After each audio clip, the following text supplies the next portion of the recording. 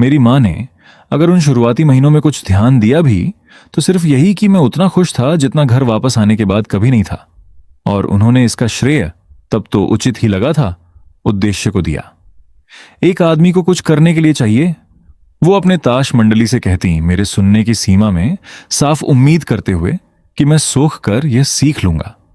देखो वो कैसे वापस अपने आप में आ गया है, सूराण के बेतुके चाय घर को ठीक करते हुए। ये उसके लिए अच्छा है। उन महीनों में उन्हें कभी यह ख्याल नहीं आया कि उस कुछ करने के लिए का एक चेहरा और एक नाम और हंसने का एक खास तरीका हो सकता है जिसमें मुंह का बायां हिस्सा दाएं से ज्यादा ऊपर उठता है। क्यों आता? उनकी नजर में एक खाता था जिसका नाम सूराण था, जो परिवार सुरक्षित जानी पहचानी के नीचे दर्ज था। और उस खाते में कहीं भी उस चीज के लिए जगह नहीं थी जो गर्मियों की शुरुआत तक मेरे साथ निर्विवाद रूप से हो रही थी। मुझे कहना चाहिए क्योंकि यह मायने रखता है, क्योंकि मैं इसके बारे में उस साल की किसी भी और चीज से ज्यादा सोचता हूं कि सूराण ने इसे बढ़ावा नहीं दिया। मेरा मतलब यह नहीं कि उस दोष मुक्त करने वाले तरीके से जैसे लोग बाद में खुद को बचाने के लिए कहते हैं, जिम्मेदारी दूसरे के कंधों पर डालते हुए। मेरा मतलब सीधा है। महीनों तक उन्होंने मेरे साथ बिल्कुल वैसा ही व्यवहार किया जैसा उन्हें अपनी सहेली के बेटे के साथ करना चाहिए था। वो जिस पल मुझे यह लगना बंद हो गया कि मैं खुद से झूठ बोल सकता हूं, वो जून के आखिर की एक दोपहर थी, उमस भरी। वो गर्मी जो चाय घर के पुराने छत पंखों को बेकार बना देती थी। मैं फिर से सीढ़ी पर था। चाय घर में हमेशा कुछ न कुछ ठीक करने को होता था और मुझे कभी कभी शक होता, हालांकि मैंने कभी नहीं पूछा कि वो जानबूझकर छोटी चीजें अनसुधरी छोड़ देती थीं, बस मुझे नीचे बुलाने का कोई बहाना रखने के लिए। और जब मैं नीचे आया, पसीने से भीगा हुआ, कुर्ता पीठ से चिपका हुआ, उन्होंने बिना कुछ कहे एक ठंडा तौलिया पकड़ाया और फिर इससे पहले कि मैं उसे उनसे ले पाता, इसे मेरी गर्दन के किनारे खुद दबा दिया। यह कुछ नहीं था, यह एक दयालु व्यावहारिक इशारा था जो कोई भी औरत एक गर्मी से बेहाल जवान आदमी के लिए कर सकती थी जो उसका काम कर रहा हो। पर उनका हाथ वहां आधे पल ज्यादा रुका जितना व्यावहारिकता मांगती, और मुझे लगा वो आधा पल मेरी पूरी रीढ़ में एक जली हुई माचिस की तरह उतर गया। और जब मैंने उन्हें देखा, सच में देखा, जिस तरह मैं महीनों से सावधान रहा था, वो तौलिया या मेरी गर्दन को नहीं देख रही थी, वो मेरे चेहरे को देख रही थी। और उनके भाव में कुछ था जिसे मैंने अभी तक नाम नहीं दिया था, कुछ अनावृत जो उस आधे पल के लिए एक औरत के एक आदमी को देखने जैसा लग रहा था, न कि एक मौसी के एक लड़के को देखने जैसा। वो पीछे हट गईं, तेज व्यावहारिक बोली कि पीछे खट्टे बेर का शरबत रखा है अगर मुझे चाहिए। और एक ग्राहक को देखने चली गईं जो अभी अंदर आया था, और मैं वहीं खड़ा रहा, ठंडा तौलिया हाथ में लिए, दिल ऐसे धड़कते हुए जैसे मैं दौड़ कर आया हूं खड़े रहने के बजाय। मैं उस रात सो नहीं पाया। मैं अपने बचपन के बिस्तर में अंधेरे में उसी पानी के दाग को घूरते हुए लेटा रहा जिसे किशोरावस्था में घूरता था। और मैंने खुद से एक बार चुपचाप अंधेरे में कह ही दिया, क्योंकि मुझे लगा अगर मैं इस वाक्य को साफ साफ सोच सकूं तो शायद खुद को रोक भी सकूं। मैं अपनी मां की सबसे अच्छी सहेली के प्यार में पड़ रहा हूं। ये उस तरह काम नहीं आया जैसी मुझे उम्मीद थी। इसे कहने से ये घुला नहीं, इसने बस इसे सच बना दिया। मैंने उस रात के बाद इसके बारे में समझदार बनने की कोशिश की। मुझे इसका श्रेय चाहिए अभी भी, ये जानते हुए भी कि सब कुछ कैसे खत्म हुआ। मैंने कोशिश की।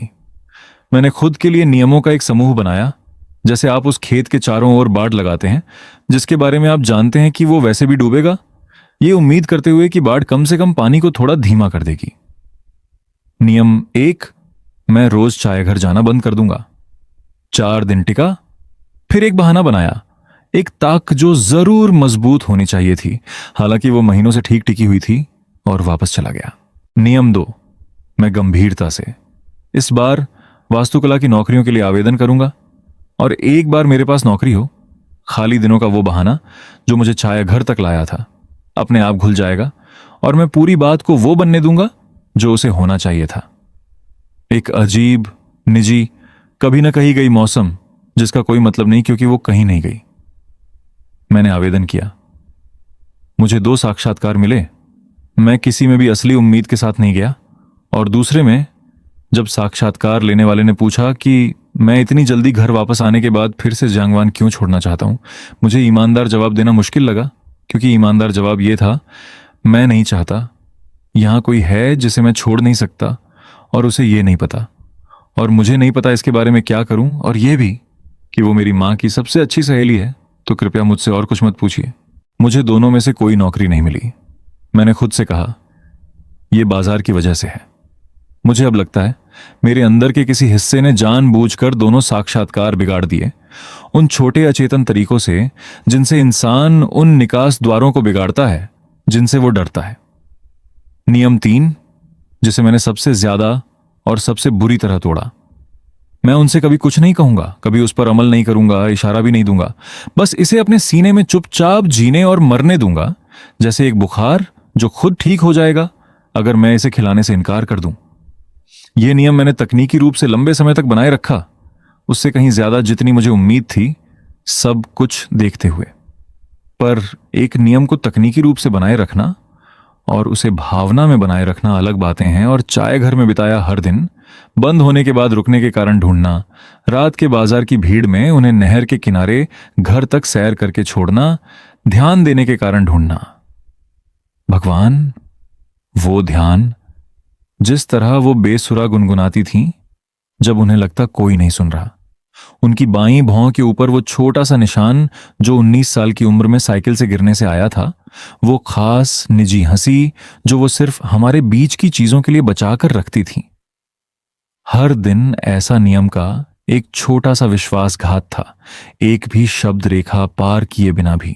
मेरी मां को अंततः कुछ ध्यान होने लगा, हालांकि सही चीज नहीं।